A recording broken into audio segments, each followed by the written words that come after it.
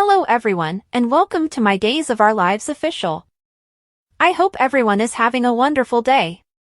Before we begin, please hit the subscribe button and give this video a thumbs up. Steve finds Kayla outside the chapel, compliments her on her beauty, and they kiss. Kayla wishes she could have attended Jada's party, but she spent the entire night in the intensive care unit. How was the bachelor party? She inquires. He tells her about the argument he had with Rafe because he took a case while working for EJ and failed to tell him. Kayla believed they were enemies. Rafe took the lawsuit notwithstanding Steve's claim that they do. He clarifies that the purpose is to locate Sloan Peterson. Rafe also informed Jada that he had sent him out of town on a case a few weeks prior, but he never returned. Kayla ponders what might be happening. Steve adds he and Rafe will talk about their working relationship after the honeymoon. Jada, Rafe, and Arnold's wedding days. As they converse, Kayla gently places her palm on Steve's face. Something must be going on since Rafe is a man of his word and would never betray Steve, according to Kayla. Steve wants this day to be ideal for Jada, so he asks her not to speak to her. They discuss Marcus and how they wish he could have attended his daughter's wedding. Jada, Rafe, and Arnold's wedding days. As Steve and Kayla embrace, Paulina makes a funny face at them. As Steve and Kayla are sharing a kiss, Paulina shows up and quips, "Get a room." When Kayla asks where Abe is, Paulina says that after all that transpired with Bonnie's fall, he and Kate ended up stuck at the workplace catching up. She is officiating the wedding, and Javi has been very strict with his instructions, so even if Steve begs her to sit with them, she declines. Given that she deprived Rafe of his position, she is also surprised that he would have her officiate. Kayla suggests that he might be attempting to make things more amicable. Paulina remarks on how cold it is for a January outdoor wedding. Steve believes that Jada and Rafe are only interested in getting married. Jada's worries that something is wrong with Rafe are allayed when he calls her at the Hernandez residence. He claims that before his fiancée became his wife, he wanted to have one final conversation with her. She acknowledges that when she hadn't heard from him, she assumed he was changing his mind. Rafe promises her that nothing will prevent him from marrying her. Jada tells him how much she loves him and that she has a surprise for his birthday. Jada, Rafe, and Arnold's wedding days. In the Hernandez kitchen, Stephanie and Jada converse while Jada holds up a tissue while still wearing her robe. After hanging up, Jada tells Stephanie that he seemed positive and that he is eager to wed her. Jada then phones her parents and expresses her hope that they could both be present. They will give her a ton of pictures, she says, and she should concentrate on getting better. Stephanie inquires about her mother's health after the call. Jada says she wishes she could have been here, but she has a terrible case of the flu. Jada, Rafe, and Arnold's wedding days. When Stephanie first sees a smiling Jada in her wedding gown at the Hernandez residence, she extends her hands in delight. Stephanie tells Jada she's beautiful after she puts on her wedding gown. Stephanie gives Jada a present from her sister Natalia, who is constructing houses in Ecuador, before they depart. When she opens the box, she finds a necklace her father gave her sister when she was a young child. Stephanie places it on Jada, who is shocked that she sent this. Despite knowing that she and Rafe don't require luck, Stephanie then offers her a sixpence for her shoe. Because his cousin cheated on Jada last night, Javi accuses Leo of spoiling Jada and Rafe's wedding in Horton Square.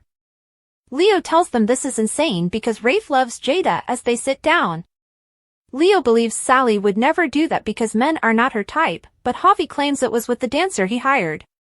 According to Javi, the woman's name was Savannah. "Oh no, they sent Savannah, she'd sleep with a lamppost," Leo moans. This isn't the Rafe he knows, according to Javi.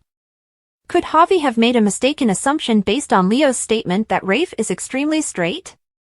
Javi claims that when he saw Rafe in his room with a towel on, he confessed and pleaded with him not to tell Jada.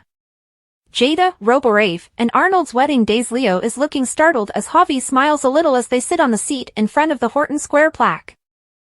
Javi responds that Rafe gave him this big bro-code lecture and put him through a guilt trip, so he promised to keep quiet when Leo asks whether he will tell Jada.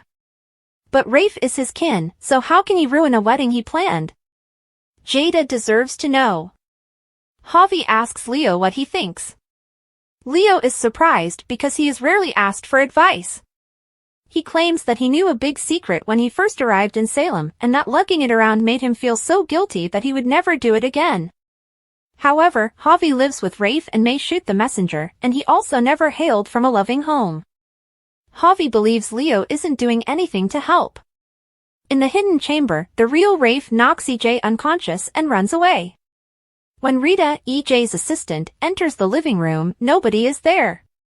Since there would always be someone to welcome guests, she informs Stefano's portrait that this would never have occurred if he had been alive. Rafe exits the hidden door abruptly. Startled, Rita asks why the former police commissioner suddenly emerged from the walls and identifies herself. Rafe reveals that a phony named Arnold has been impersonating EJ, who has been holding him captive. He requests a phone in order to prevent him from marrying his fiancée today. Rita stops, reaches into her purse for a phone, pulls out a taser, and zaps Rafe. Rafe dazes, stunned by Rita. EJ wonders what happened here as he emerges from the hidden area and is startled to find Rita.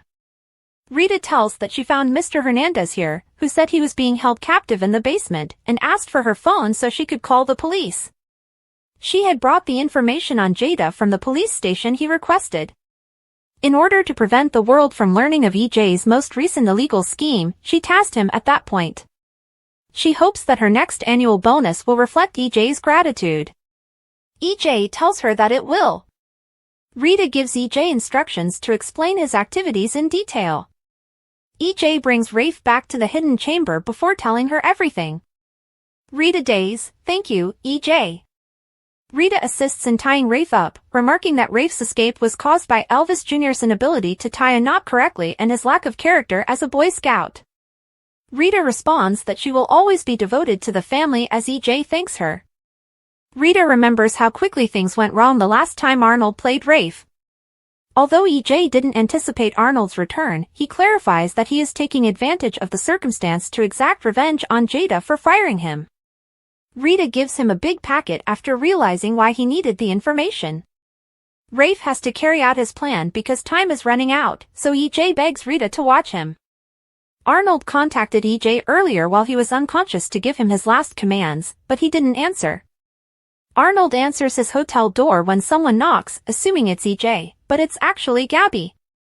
Why did Gabby believe she was EJ?